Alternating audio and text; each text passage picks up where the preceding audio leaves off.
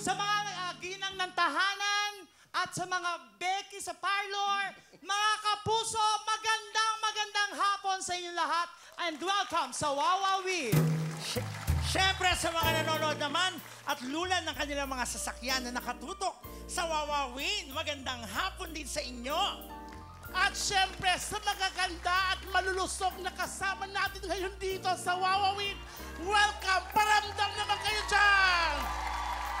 Magandang hapon po at sa buong mundo.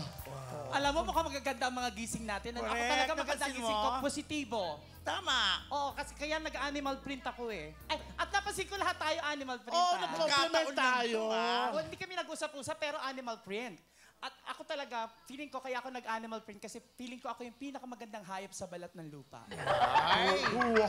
Parang ano yan, Gloria Diaz, Rufa Gutierrez. Talaga? Oo. Na paano naman kami? Ikaw hindi ko alam, ano ko ba? Psychedelic snake. Psychedelic snake. Oo, yung baba, psychedelic snake. Oo. Tapos, buhaya yung muka. Ano to? Wow! Ang amo ng mukha mo eh, no? Hoy, bago mo ako pansinin, ito muna pansinin mo. Ha? Bakit ako? Ano ka ba? Ano ka ba? Leopard. Anong leopard? Hoy! Hindi ka leopard! Pag oso, oso! Actually, nagda-diet na ako ngayon. Wow. Anong klaseng diet? Sabi kasi ng dietitian ko, simula sa araw na to, kasi kayo sumasakit yung likod ko, simula sa araw na to, ang kakainin mo na lang, yung mga lumalangoy na hayop. Katulad ng? Baboy, tinuturoang lumangoy. Okay na tayo? Hindi naman yun. Nagtatanong lang ako para at least magaya nila. Kwento mo muna yung tatay mo. Ay, hindi. Kasi, hindi. Nung nakilala ko siya, meron siya pinagdaanan. Lumapit siya sa akin, umiiyak siya. Bilang natin siya. Hindi po, kasi po, naalala ko po, nandyan po kayo. Paano ko ito umpisa? Baho ah. Kasi tawag dito, ayan. Pulis po kasi tatay ko. So, bata pa lang ako, alam ko na sa sarili ko na bakla ako. Kaso lang po walang chance para maamin kasi nga pulis tatay ko stricto.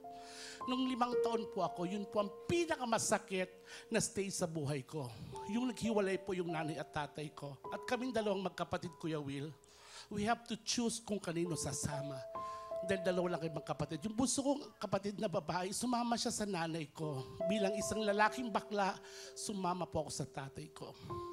Sa sobrang depression po ng tatay ko, nag-awol siya sa trabaho. At wala po siyang ibang ginawa araw-araw kundi ang uminom at maglasing. Araw-araw niya po sinasabi sa akin na habang ako ang tatay mo, habang nasa poder kita, ayaw kong bakla ka. Kasi kung bakla ka, lumayas ka. Dahil kung hindi, mapapatay lang kita. Araw-araw po yon. So ang ginawa ko, nag-aral na lang po ako na nag-aral. At the age of 19, graduate na po ako ng college. At the age of 20, nag-asawa po ako ng tunay na babae. Totoo to. Pero yung napangasawa ko po, matured sa akin, nasa 45 years old. At hindi ko alam na may anak siya sa pagkadalaga.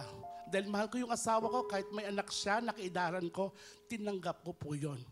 At tumira kami sa isang bubong. Yung asawa ko, yung anak niya, ako, tsaka tatay ko. Yung tatay ko, nagkagusto sa anak ng asawa ko. Kinasal sila. So yung tatay ko, anak ko na. Doon ko sinabi sa tatay ko na habang ako ang tatay mo, habang nasa poder kita, pag hindi mo ako natanggap na bakla, lumayas ka. Dahil kung hindi, mapapatay lang kita.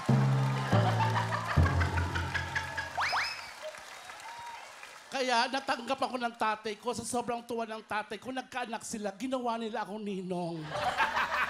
So hindi ko na alam kung anong relasyon ko sa tatay ko. Kung tatay ko siya, tatay niya ako, kung lolo na ba ako, o kumpare ko siya. Kaya ako lumayas na lang. Kasi bakit mag-jowa pa kami?